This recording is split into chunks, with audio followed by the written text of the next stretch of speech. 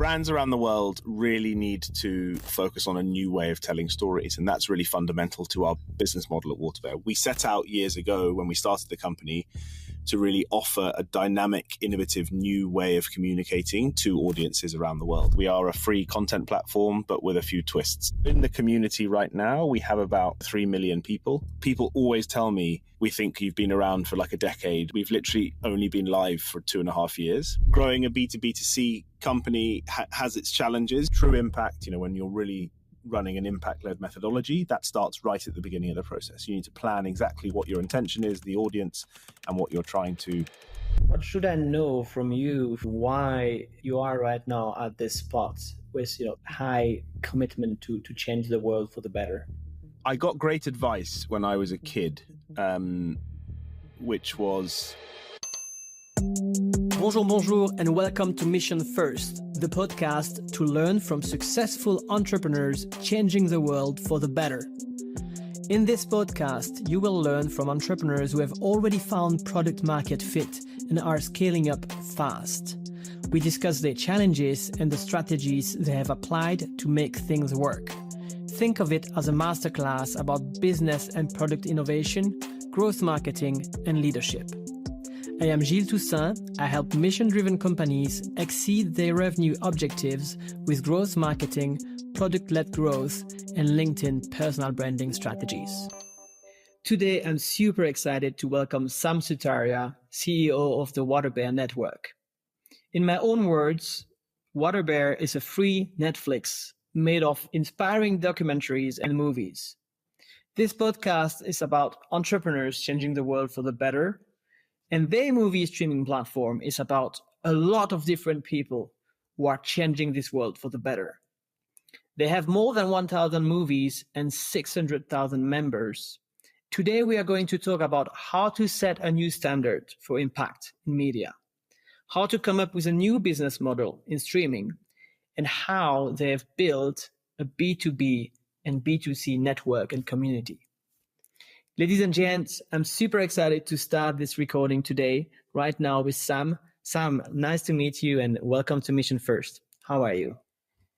Hi, Gilles. Yes, I'm very good, thank you. It's great to be here, a real honor, and just excited to chat to you today.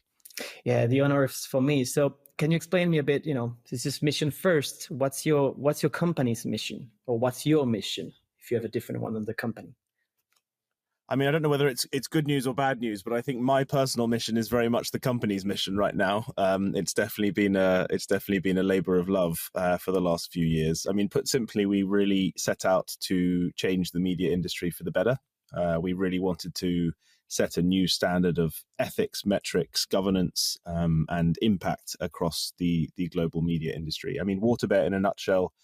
You said it, your words were great. We are a free content platform, but with a few twists. You can take action, you can dive deeper, you can connect with others, and you can really create tangible, measurable impact around the world. But at our core, we're a storytelling company. We want to tell stories, create compelling media that shifts hearts and minds and moves people to action. But it's been a hell of a journey. The last few years have been exciting, scary, motivating, sad, happy, all of the above. But we're very proud of the company we've built, and excited to dive in with you, Gilles.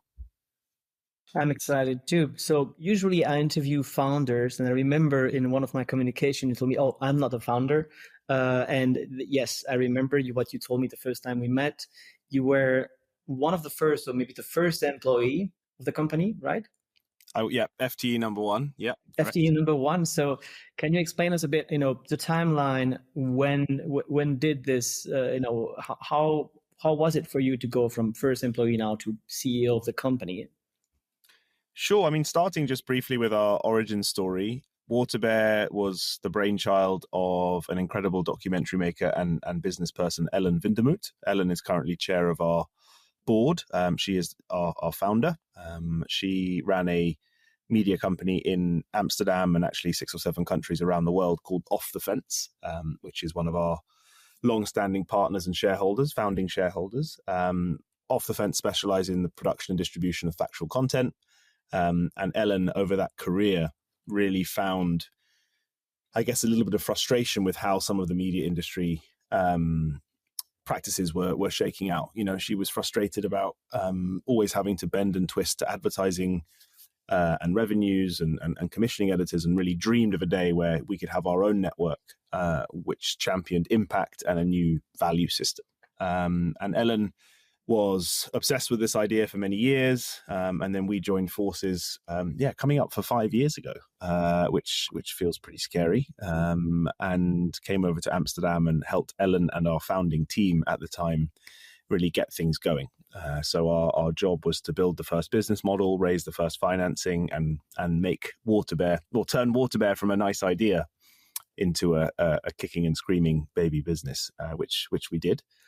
And then over the last few years, obviously with our incredible team here, have grown, have built the company, have scaled now to many countries, many employees, and just very proud of what we've achieved. And of course, it's an absolute ultimate privilege to take on the CEO role, which is something that I've enormously enjoyed. And feels like we've only just really started. So there's a long road ahead.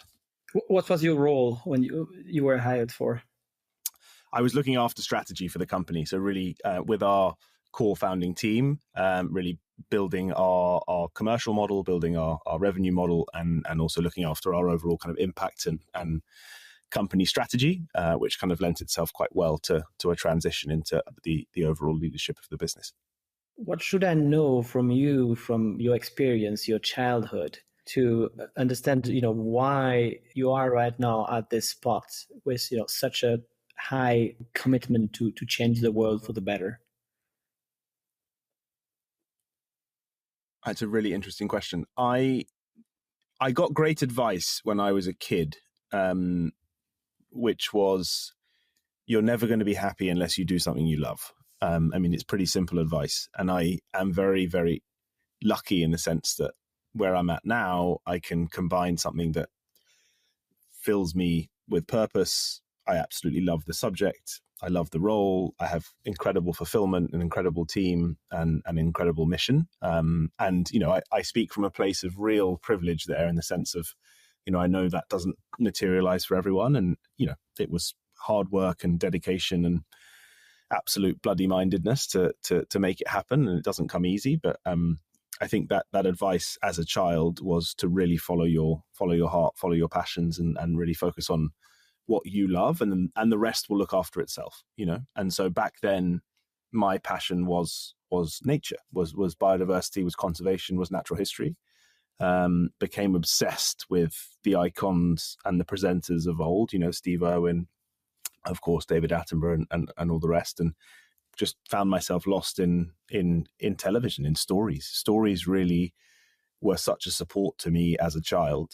I had a lot going on in life, some good, some bad. And to be able to escape into another world, another planet through television, through books, through stories was a saving grace for me. And my career since then has really just been following a pretty, nice progression from passion to passion. And I'm very, very excited and lucky that I can say that, I think. If this podcast helps you, please do me a huge favor and click on the follow button on your podcast platform. It helps to grow this podcast faster and to convince the most impactful entrepreneurs of the world to join me in these interviews, so that you and other entrepreneurs can learn from them. Yeah, and that's only the beginning with the WaterBear. Do you say the WaterBear or do you say the WaterBear Network? I think now WaterBear. We used to be a bit funny and make people say WaterBear Network, but I think we realized that was unnecessary. So it's just because your brand became so big, like Apple computers, and then. I think that's the first time we've ever been compared to Apple, Gilles. But I'll take it for sure. I'll tell everyone you said that. I think we've got a fair way to go before that's the case. It's funny, actually. You get two types of people in the world: people who know what a WaterBear actually is, and people who have absolutely no idea what it is. And some people are really obsessed with it. It's kind of like got quite a cult following, the actual tardigrade, the creature itself. It's featured in South Park. It's featured in quite a lot of pop culture and modern day journalism. But I think other people just look at it and go, what is a WaterBear? So I spend my life explaining what water bears are. Really, that's the job. For those who don't know yet, just Google it, and that's the first thing Yeah. you see there. I just failed at my core mission. I didn't actually explain what it is. I'll explain it for you. It's a small micro animal. It's called a tardigrade. They live all over the world, in the sea, on mountains, in volcanoes. They were even found on the moon. And effectively, they're the most resilient creatures on Earth. You know, you can literally shoot them with nuclear radiation, you can freeze them, you can boil them, you can mash them up, and somehow they just live on, you know, for decades and decades and decades. They can even live in deserts where they will change their exoskeleton to be able to reform the proteins in their exoskeleton when water comes, to be able to almost come back to life. They go into this state of kind of dormant activity. So they're incredible little creatures, micro animals, invisible to the naked eye. And we just thought, how cool is that? We want to champion the water bears as much as we can, because I think if only people would give nature the chance, step back and let things breathe, you know, we'd be in a much better place. Wow, that's a fantastic, like, not metaphor, but I never thought about that when I watched your platform. When it comes to the platform, credibility is important for the users. If I have the audience here, can you tell us a bit about, you know, how big this is at the moment in terms of impact, and then we can jump to the, you know, how you actually measure impact. So how big is your team and how big is your audience? We have a team of about 45 people now. We have quite an interesting production model and studio model. So we work with a huge network of freelancers and creatives and production studios around the world. It's not about our vision internally. It's about really championing the diverse visions of storytellers all around the world. So it's quite hard sometimes to quantify how many people we actually work with, because it could be quite considerable if you think about all the different teams and freelancers and incredible storytellers that we engage with. So yeah, it's a little bit flexible, but yeah, the core team here in Amsterdam and London is about 45 people. In terms of the progress of the business, yeah, we're growing pretty fast. Thousands of people are signing up every day, which is really exciting for us. We've just been through a very meticulous and delicate replatforming and just relaunched our new MVP product. So things are starting to shape up really well on that side, and we're moving into a really considered period of resilient growth. So lots of product work is going on, some really incredible audience deep dives and data and everything like that. But in the community right now, we have about close to 3 million people, and that's across all of our different channels, as you said in your wonderful intro. So that's across our linear channels, our fast channels that are available on Samsung and LG and Rakuten. So you can watch kind of 24 hours a day of WaterBear content if you really wish. And then, of course, we have our web and mothership, where we have our kind of what we call members. So rather than subscribers, we call people members. It's obviously a free platform. You don't have to pay, but we're really building a community. That's what sits at the heart of the platform. And that membership now is about 700,000 people, which is really exciting for us. And we've got lots of people logging in each week to watch great content and take action. So things are starting to move. I also must add, Gilles, people always tell me, we think you've been around for like a decade or whatever it might be. We've literally only been live for 2.5 years. So it's really early days, but things are going pretty well, which is exciting. Yeah, here I'm really speaking from my heart, because the different stuff I've watched, like Youth Unstoppable, Eating Our Way to Extinction, AI Rangers. You also have your own movies. You know, I see Extract, Destroy, Repeat here, which was a really like fantastic, I would say, animation movie, a short one with a clear call to action after when I learn about deep sea mining after. So how do you work with the different freelancers? Which kind of model do you have to actually be able to do your own movies and to actually acquire some movies who are on other platforms, I guess? A very good question. So the way we have looked at it over the last couple of years is we didn't want WaterBear, as I said, to be our creative vision in one platform. We really wanted it to be this diverse melting pot of stories and viewpoints and opinions from all around the world. So we set out to do several things. One was to obviously be a home for incredible, vetted, trustworthy content. And so we have a small team in-house that are scouring the world to find the latest, best, greatest films in our space. So films that have a real soul, purpose, impact, great characters, great drama and jeopardy, great stories, effectively, but obviously with a real purpose. And it's amazing when you start digging and when you find incredible young filmmakers and incredible new talent, how much content there is out there. And we always do our best to try and license that content, pay a fair price, and get some incredible stories onto the platform. So that's our kind of acquisitions process. And again, if you are a filmmaker, if you're a storyteller, and you want to get in touch with our acquisitions team, it's acquisitions@waterbear.com.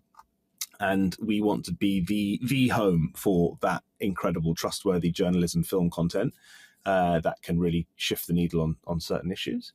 But of course, we also wanted to create some original programming because true impact, when you're really running an impact-led methodology, that starts right at the beginning of the process. You need to plan exactly what your intention is, the audience, and what you're trying to create. And so to have an original function was very important to us at the beginning of the company. What we do there is work really collaboratively. It's almost called a collaborative content solutions process. And we work with a range of brands, NGOs, storytellers, filmmakers, and almost play the middleman, try to bring those stakeholder groups together and to really try and run campaigns in a really innovative, collaborative way.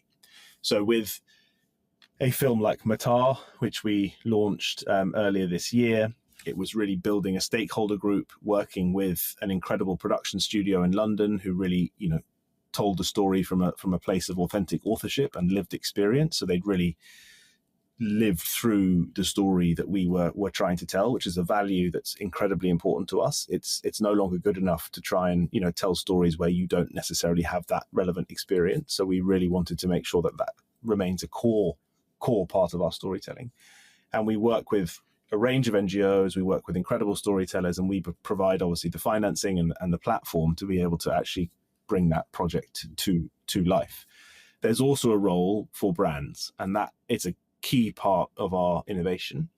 We really want to champion a new form of brand-led storytelling. So it's high-quality documentary storytelling that delivers for the brand, which we can dig into, and delivers for us. And it enables us to run a lean and mean model and work with these incredible companies and really start getting them involved in impact storytelling as well. Hey, before you jump to the next part of this episode, one quick info. If you don't want to miss the best strategies for entrepreneurs like you, sign up for my newsletter with a link in the description. You will receive a summary of advice from each episode, get personal recommendations based on your startup stage and industry. And you will also receive my most useful growth and LinkedIn marketing strategies. Just follow the link in the description to sign up. One of your slogan, I think, on your website is always free for everyone, right? So how is a business model working with the brands there? So if you're making, I saw one of these movies, I think, like recently, and then I ended up going on, I think, I don't remember which one it was, but it was about, like, I think, vegan food. And then I ended up going to a website that gave me a really easy to make vegan recipes. So I think that was one of your brand collaborations. How does this business model work?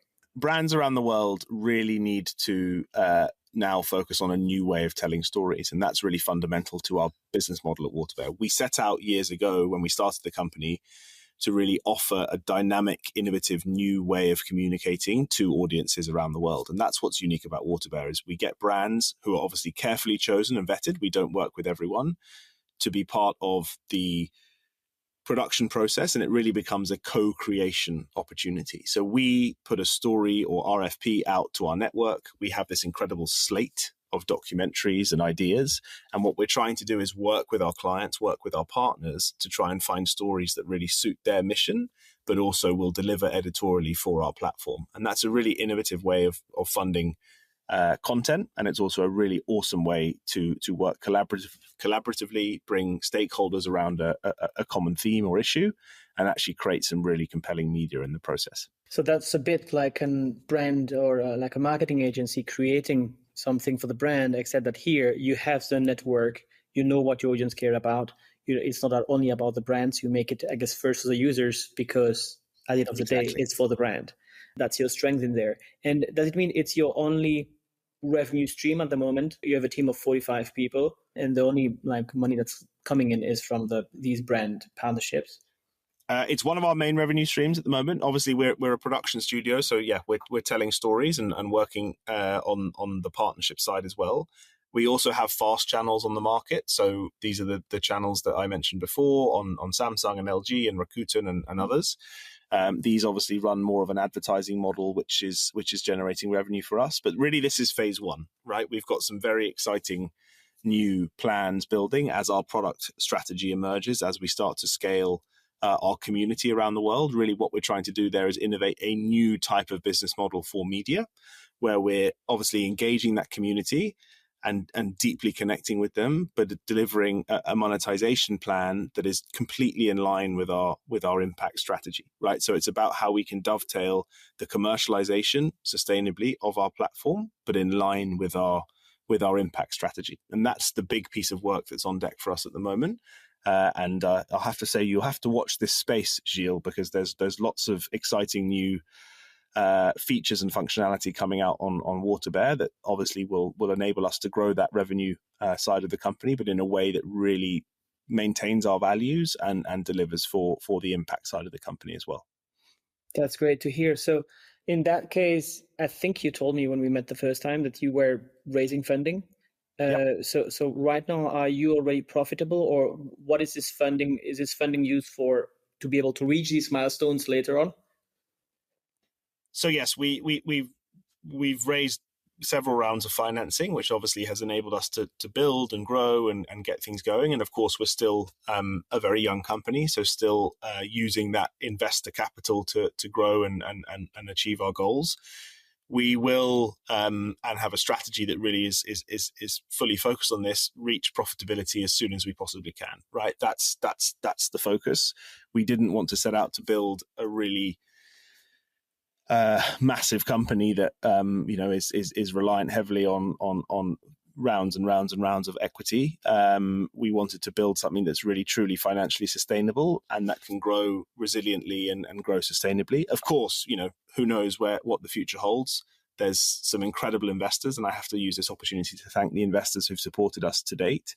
But yes, we have obviously been using some investor capital so far, and we're working hard on a plan to really reach that break-even point so we can grow financially and also start to reinvest quite considerably into the community, which really is the focus of our community-first business. It's how we can reuse those funds, recycle those funds to deliver a better and more impactful experience for our community, which we have 8 stakeholder groups, but they're obviously one of the biggest and best and most important in terms of our member community around the world. How we said we would talk about how to set a new standard for impact in media, and can you talk a bit about how you measure engagement and your impact metrics, especially like the viewer actions and the behavioral change with your platform? Yeah, absolutely. The focus really is, of course, two-way interaction. So being able to have a community and be able to engage with that community. So it's not about just running a campaign and offering a call to action and then measuring the direct impacts of that campaign, which of course we do. But it really is about that long-term interaction of the community members themselves. So we've just done some really deep audience work, some surveys, and some focus groups, and really building this kind of council of members to be able to really interact and not only offer a better product experience, but also to start measuring things like sentiment shifts and behavior change and more downstream long-term outcomes of the work we do to show that long-term progression in our audience behavior. The ultimate goal is to try and awaken these change makers, these aspiring change makers, and to enable them to be part of the solution, to drive action, to be engaged locally, to be really relevant globally as well. And our ecosystem, our data platform that sits behind WaterBear, enables us to track almost every interaction on the platform, to track all of the different activities, watch times, of course, and all the actions that are being taken. And then we can start to show that individual progression in unique members over the long term. And of course, that's how we really will show and communicate our long-term impact as a company. And that really is the focus. Of course, it's early days, Gilles. We've only been at this now for the last couple of years, but really the focus of the next chapter is how we can really innovate in that space and deliver a really compelling opportunity for individuals to champion their own personal impact journeys, which is something that we're working hard on at the moment. Do you have a specific insight that you can share with us of something surprising you've learned or impressive you've learned from your users? There's so many. One of my favorites, which I think is really heartwarming, is the idea that a lot of our audience love seeing other incredible people doing incredible things. And it's quite a simple concept, but it's this idea that they take a lot of inspiration, hope. It reduces their anxiety. It enables them to be part of the solution by seeing what else is going on around the world and seeing the innovations and resilience and hard work of other change makers and other inspirational people. And I just really love that idea in terms of our business strategy about how we can make that really come to life. Because, on one side of the world, you've got people working on solar innovation, and you've got another side of the world, people working on solar innovation, but they're not communicating, right? They're not talking, they're not interacting. They're in fact competing usually for finite resources. And if we really want to try and change this system, it's about how we can start to collaborate, share information, and really connect with each other deeply. And that for me was it was quite revolutionary, actually. It's like, okay, well, let's really lean into that. How can we share that information with others? How can we allow them to share information with each other? And really start to, spread that knowledge. So that for me was a big insight. I think the other insight was around the word hope. Hope's quite a funny word. I think people really dig into it in different ways. There's a lot of fear and nervousness and anxiety in the word hope, because you're almost leaving things to chance, or you're just dreaming of a better future. And I think trying to find the storytelling balance of how you can inspire hope, but also make it really tangible and practical and solution driven. That's a really interesting tension in storytelling that we've really dug into. But I think hope is a key aspect of what we try to do from a storytelling perspective as well. How do you measure hope? I wish I knew. I think from this side of things, from a storytelling point of view, it was more around how can we instill the feeling and the aspiration of hopeful content into the programming that we're putting out there. In terms of how we measure the hope scale, maybe we should start a hope scale, Gilles, and NPS hope scale. NPS hope scale, exactly. Yeah, of course we've dug into the different systems and scales as best as we can, but hope is this funny, strange, slightly different tasting emotion for different people. I think some people love it and some people hate it. But yeah, I think working on how we measure hope is a really interesting one. I can testify for myself that as soon as I feel down, I have this tendency of being super motivated, working, and then working too much. And then at some point, the energy comes down because I worked too much and I didn't sleep enough. And I start to know myself now. So I know that, okay, when I start to be in a bad mood, I need to sleep more. Energy will come back. It's fine. And especially negative emotions of like feeling you can't move the needle enough. In your movies, I mean, the movies on your platform is one way for me to just sometimes look at something and be inspired by others. Sometimes my girlfriend is not a big fan, for example, of like she can't stand Gary V. You probably know Gary Vaynerchuk. I mean, you can hate him, or you can like as I quite like him as a person, and he's a marketer. That is like, of course, his idea of the world, vision of the world is probably not mine. But there is one thing that I like about listening to him or his content. He's always super positive. And it's really like giving me back energy. And I think this is something that you can't measure that.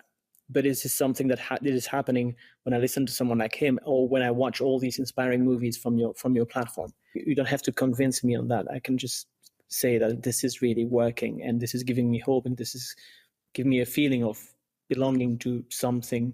I mean, I'm not your platform, but I feel like by watching all these people that there is something happening in the world, and some people are really fighting for it. Definitely.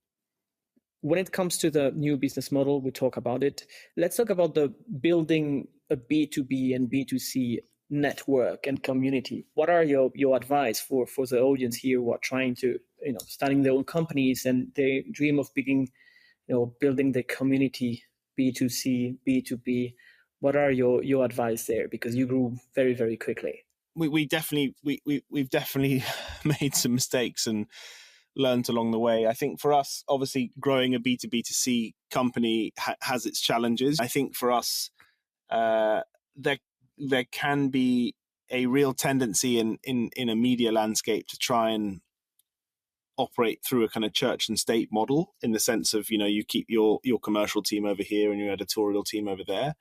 For us, that's never really worked. It's really been a fully integrated approach is where we've had the best results, and that's really hard operationally, and it's really hard for certain departments and teams who are really cross functional and kind of multifunctional, and there are big challenges there with how you can really prioritize and focus, because you're trying to grow a community on the one hand, but then also deliver for your partnerships on the other. And there's a really interesting tension there. But I think my advice is lean into that tension and really find the magic of when those two worlds come together. We've had our best results, we've had our best and most exciting work when that B2B world is really interfacing directly with our B2C community, and they're coming together and really, that's really true movement building, right? And that's where we've really had our sweet spot and really driven those engagement and results.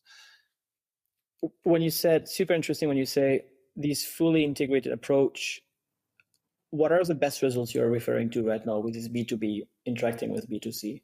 Well, there's two things I was really referring to. One, in terms of the stories that we're creating. So when we're really bringing brand, NGO, filmmaker, storyteller, and audience feedback together to create a more compelling project, I think that's certainly what gets us excited. It's far less about the vision of one creative and much more about this kind of holistic collective.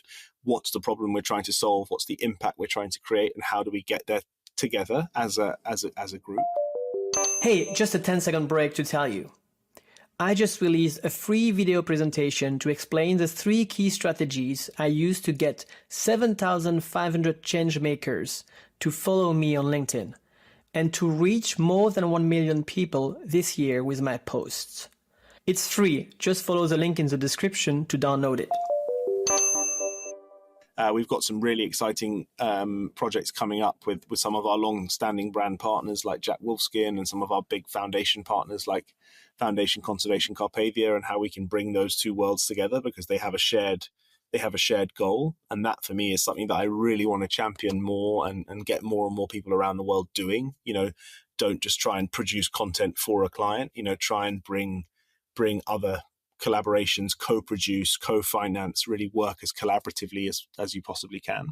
So that's one area. And then, of course, on the campaign side, Gilles, just how we can bring stakeholder groups together, how we can tap into that collective brain power, that collective kind of juice that really just generates so much of a different philosophy and really brings people out from a way of thinking that may be very one-dimensional and challenges you in a really exciting way. And again, I refer to our Matar campaign, where we work with some incredible NGOs, a couple of amazing brands, an incredible film team, local partners, international partners. And it's definitely challenging, and it takes time and it costs money, but the output is always definitely better. I love frameworks. So would you mind talking about that campaign example, for example? How is it organized on your side? How do you have this fully integrated approach from the beginning? You sit down together to decide what you're going to prioritize, what are you going to focus on, just to choose the campaign, for example. From there, I mean, not every details, of course, but what are the big frameworks that you use to sit down together and to decide that you think are innovative, that some companies are not doing at the moment, or that other people listening to here can be inspired from? The way I'd really answer that is in actually one word, which is trust. I think that's how we try to run our business. It's not about us coming into a a campaign setting or assembling a stakeholder group and then trying to force our will or editorial vision or control into the process, which I think lots of creatives and filmmakers really feel. They almost lose that identity in the project because, the guys who are footing the bill are really, domineering and create, a little bit of a rod for their back.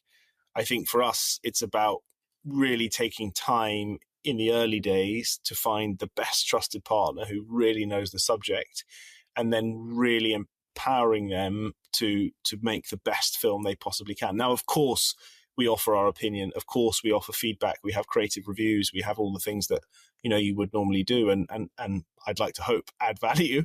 But I think for me, the key framework is about fundamentally spending time to assemble that group in the right way and then trusting them to deliver. And of course, if they don't, then that's a different story. But we haven't really faced that because we really do our research. We really do our due diligence. Often the film teams that we're working with or the campaign teams are the pros, are the specialists, right? The NGOs who work in that space. We tell stories across almost every genre of factual content. There's human rights, there's climate change, there's oceans, there's deep sea mining. We can't be experts in everything, Gilles, of course not. So really the only way our framework works is if we find people that we trust and we enable them to do what they're great at. And that's something that we will continue to do for many, many years, I think. So the trigger is like a brand contacts you or you have an idea of something you would like to focus on. And from there, you sit down and you try to find different partners that will enable these projects to come to life. Exactly. It's a very interesting you're saying here. It's like Steve Jobs, I've said, I think you hire smart people and then you don't tell them what to do. And here you just make sure you hire smart people, but also trustworthy people in terms of sharing the same values, knowing that they will deliver a story that will be valuable for everyone, from the users to the brand to your streaming platform.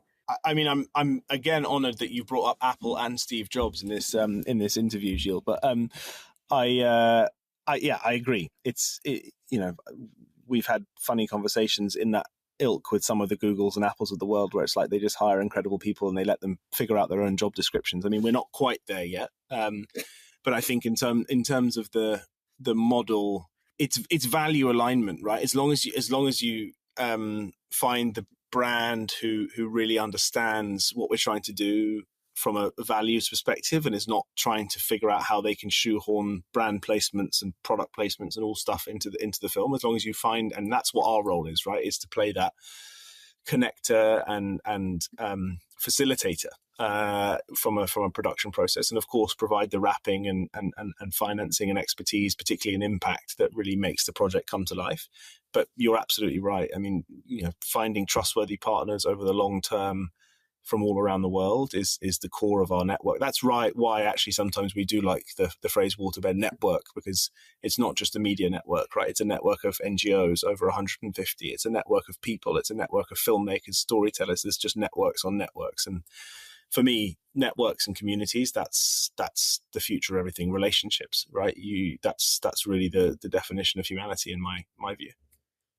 I had a discussion, just reacted this morning about, I think the head of a brand at SEMrush. It was a post about one of the viral posts on Twitter that got commented by Elon Musk and had 4 million views or something like that. And the guy was explaining in his analytics that he made €0 of money with it. And she said, you can't have a viral post and have some value for your audience. And I was like, I disagree, because I really think that if you use this, what I call the grandma potential in marketing, this top of the funnel versus bottom of the funnel content, you can have your core audience, you can have your target audience, and you can choose to talk to them in a very, very specific way about something that is very specific to them. And that's what I call the bottom of the funnel.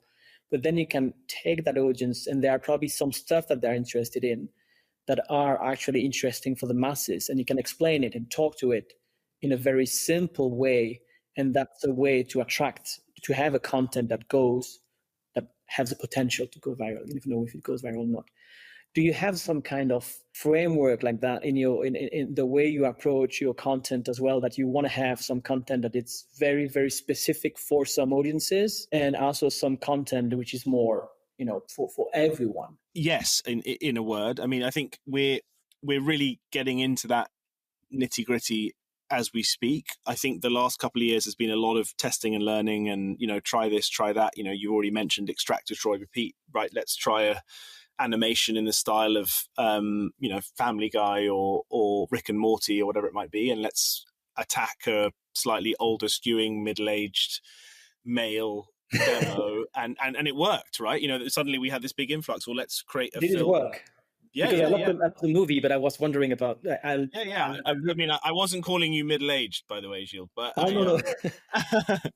And then or you have Broken Wings, which is a music video with Ludovico Einaudi. Obviously, from a talent perspective, suddenly everyone in Italy pops off because obviously he's an absolute cult figure in Italy. So it was testing the role of talent there, right? So we've really, in our storytelling, the films that we've commissioned, we've really invested in that variety, and have spent a long time working over the last months on our really specific persona or personae in our community, and how we can start to really target them very deeply with our programming to try and shift them through this kind of behavior change journey that we're working through. But of course, that has to be paired with more of a kind of general top of the funnel content strategy that says something for everyone. And really the something for everyone hook is critical, because I think if it was just hardcore climate programming, it would just never really fly. And that entertainment piece is something that, again, we're playing with a lot. We often say, if you want drama, fiction, fantasy, real world storytelling, just look no further than the natural world. And there's plenty of that kind of really compelling media that we use to bring those more general audiences into the company as well. So yeah, it's definitely exactly as you say. I'd love to still go into that part about the marketing side. Have you figured out what worked for you, in terms of media? What are the top levers, or what are the biggest learnings you have in the past years of what is actually working for you in terms of growing your audience in marketing? Yeah, well, our social community is pretty active. We have an incredible engagement rate, and shout out to our marketing and social team who've just done a really wonderful job. A couple of insights, I think, to share with the audience. Positive news is really resonating. And again, we want to try and balance everything's fine feelings with the reality of the situation and the urgency of the situation. And that's an interesting tension that we play with in our comms and in our marketing strategies. But just to share one insight, a positive framing is really working. We do a weekly roundup of positive news, and that just performs incredibly well. And I think climate as an area for us is obviously our mothership. It's our reason to be, and that is why a lot of people come. We have a slightly obviously younger skewing community on social who really engage with those kind of issues and are really kind of championing different causes. So that works too, as opposed to some of the more human stories and human rights issues that we've explored. But again, that could just be a nuance of our community rather than words to live by. But I think that positive news segment is really something that we've learned a lot from. It always just smashes the results out of the park. Shout out now to Oliver Dowart. I don't know if you know him. You know him. He became a friend actually, and I met him. A friend is a big word because we met only a couple of times, but we really connected directly. And on LinkedIn, he's actually building, I think, like fantastic results on LinkedIn because I think of that reason. He found this right balance of, he's not in the alarming side always. This is I think giving a lot of hope to people by having these frameworks where he actually every week is actually like sharing some positive news. And I think that's one of the things I'd say right now to all the people I work with is if you're a positive mission, you have to use that mission you have to take that positive part and share it more often to the world, because this is what, especially right now, the algorithm, of course, you can always, it's easy to polarize. And if you take very strong polarizing statements, I had a couple of viral posts with that. It works too. Yeah, clickbait in some ways.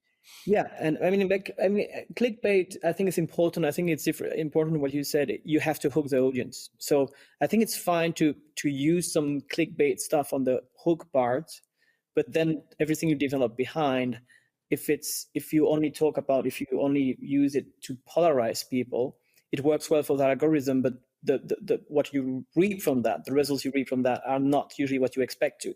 Well, if you had the opposite, I had one or two viral posts that were more about the positive sides, and when that happens, the amount of people reshare your post, the algorithm is basically fed not by the commenting sections, which is like super agitated, but the content itself, by resharing and the content itself. And what I see the difference there is like the amount of people who are starting following me and then interacting with my content after is way bigger, or way more positive for myself too. Yeah, that really resonates. I think we've certainly seen that from the kind of organic side. I think people who are genuinely interested in the topic and subject, obviously in terms of their retention, their engagement with what we do is of course way higher. So much so that we're really leaning into that organic way of thinking as much as we possibly can to build this kind of holistic community that are there for the right reasons. And that is massively important, I think, in media today, because as you say, there's plenty of people there who are just there for the fight and there for the comment wars and there for the aggression and the tension, and that's just not really the thing that we're really interested in.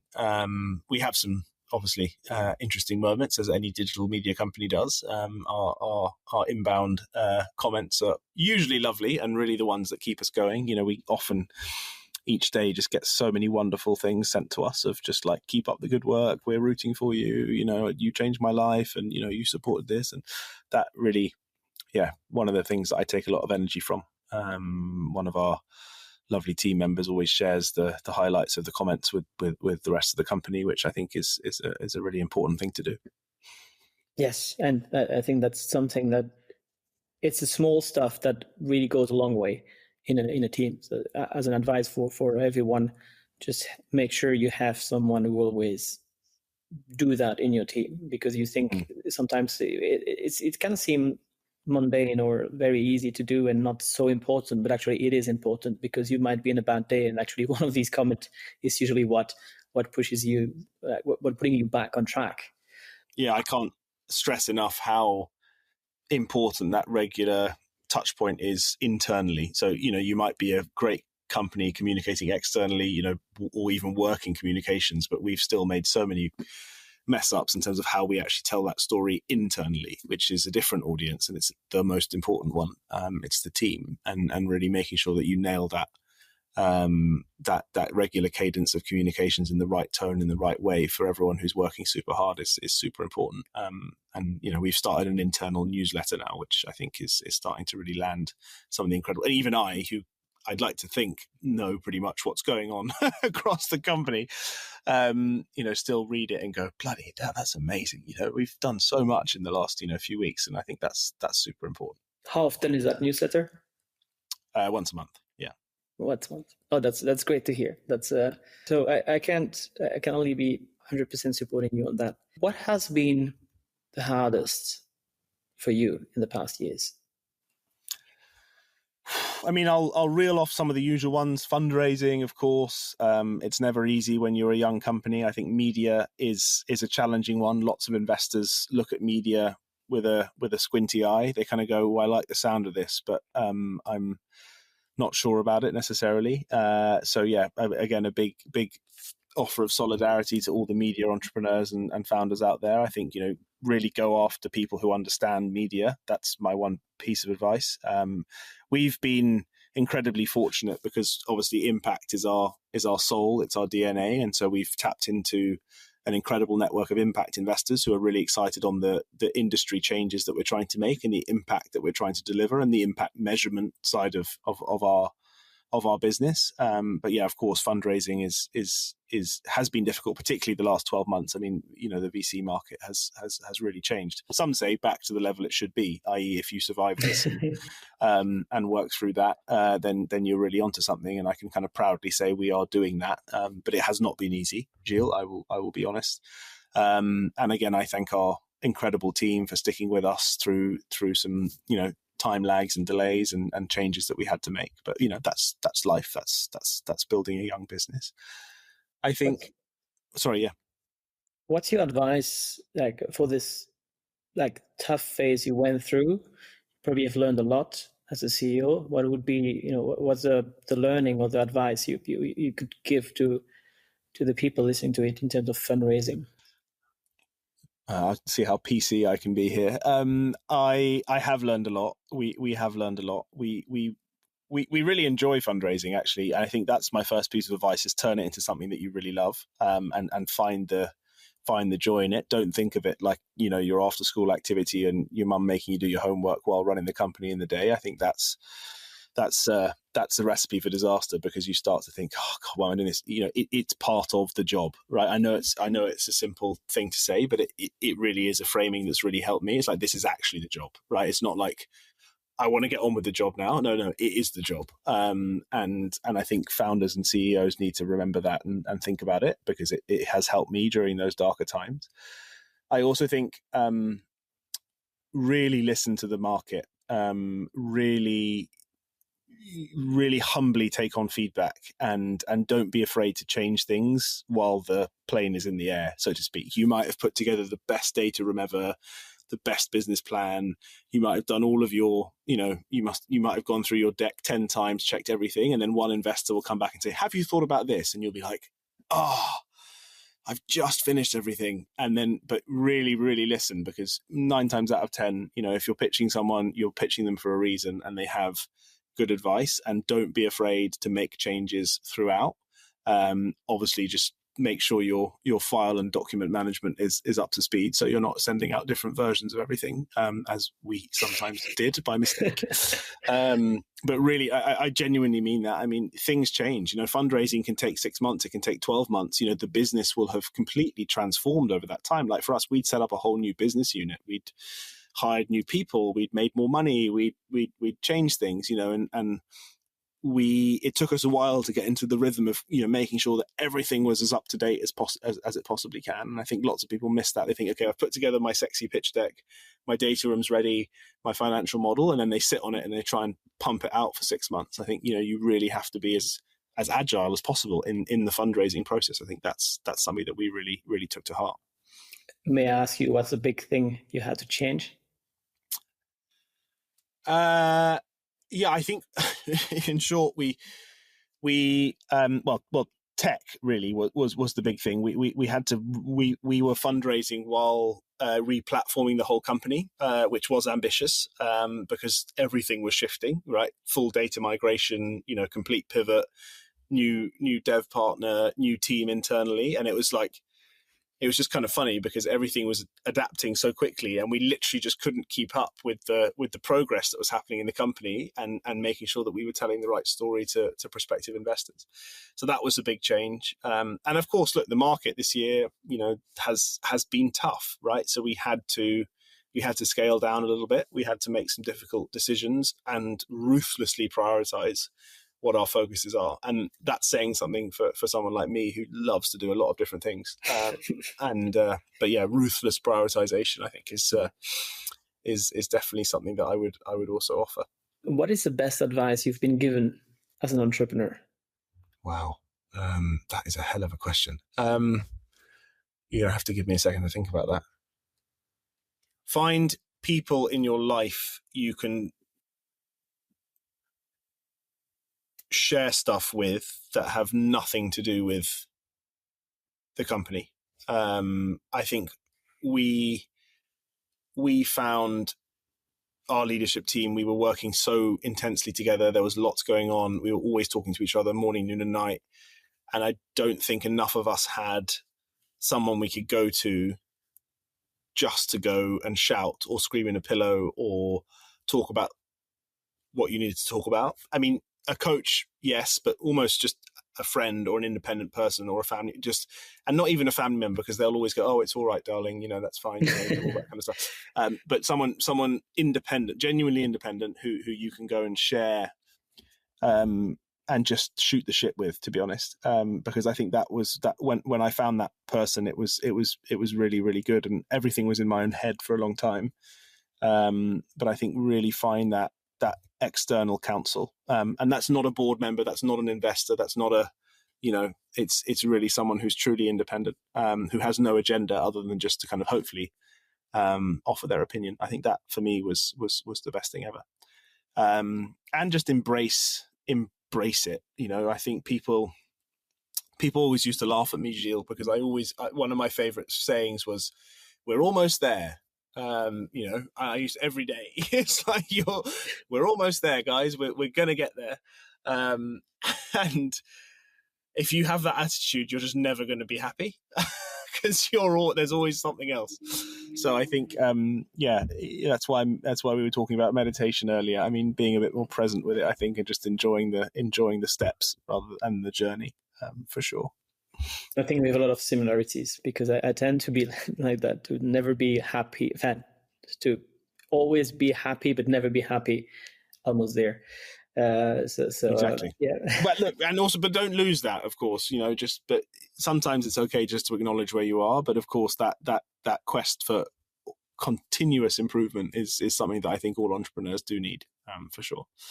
Yeah. And again, I really agree with the first part of your answer here. Like Oliver has been a friend like that for me. When I say a friend, or a partner like that for me, where we share very often our struggles, and I think it's very important. It's very important and great to have someone you can share that is completely independent and have a view and have a neutral view on that, and not only your friend or your family. What is one book or one podcast, can it be both, that you would recommend to our audience?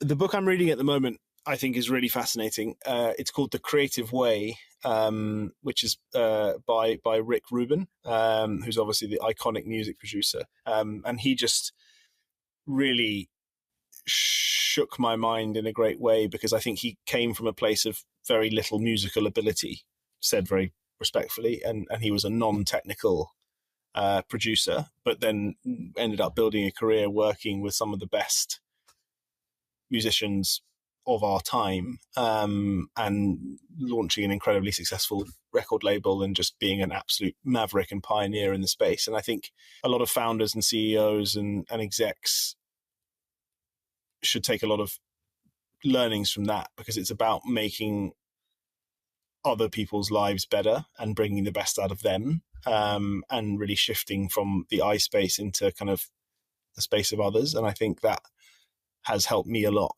in my role, because you can't possibly be in the detail and an expert on product, technology, content, impact, marketing, digital, finance, investors, ops, HR. It's impossible. It's like, and that's only half of them, right? It's impossible. But I'm in meetings, almost every day on all of those things. So find the great people in your life to really own that space, trust them, empower them, let them do their thing, but figure out a way to add value to their life. And that book by Rick Rubin was pretty inspirational for me. Is he the one who worked with the Beastie Boys and System of a Down? Oh yeah, I listened to a podcast interview with him who was also fantastic, like really inspiring. I think it was so yeah. That book wasn't my list. Then I'll make sure I read it. Get it. It's I really recommend it. One last question. What is one thing? Can you tell us one thing that I wouldn't be able about you that I wouldn't be able to find out online? Oh, there's quite a few things. I'm not really online apart from on my LinkedIn, which is good. I don't have social media anymore, which was a good choice a few years ago. My heritage, I guess, I'm actually Zoroastrian. So I'm Parsi. My father was born in India. And the reason I have a moustache is because I'm trying to emulate Freddie Mercury. No, I'm kidding. But basically, the famous Zoroastrian is, of course, Freddie Mercury, and the Parsi faith is one of the oldest, well, if not the oldest, monotheist religion in the world, and is very small, is very niche, but has a fantastic mantra, which if you've seen Bohemian Rhapsody, you would have heard Freddie say it, but I don't think anyone picks up on it. But it's good thoughts, good words, good deeds. And while I'm not religious, and yeah, I'm a scientist by trade, the idea of good thoughts, good words, good deeds is something that I hold true, I think, in my life. So yes, I'm actually Zoroastrian. Thank you very much for sharing that. And I think I'm not recording on my home, but I'm recording in a studio here. And there's actually a picture of Freddie Mercury just right behind me. So it's a nice coincidence. What's your ask for the audience? Like all those listening to us, where can they find you? Of course, we'll put the links in but do you have specific to ask them? I do. You can find us at waterbear.com. It's as simple as that. You can download us on the App Store, and yeah, check us out on the web.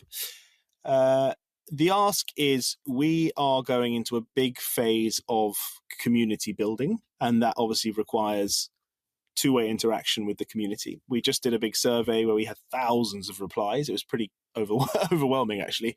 People really like what we're doing, clearly, which is quite humbling.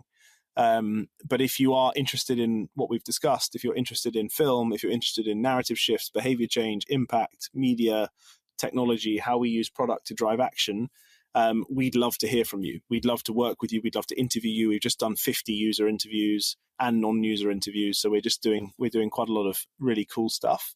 If you've got 10 minutes, if you've got half an hour, and you want to share your opinion, share your thoughts, share your feedback on how we can do better, then we would absolutely love to hear from you.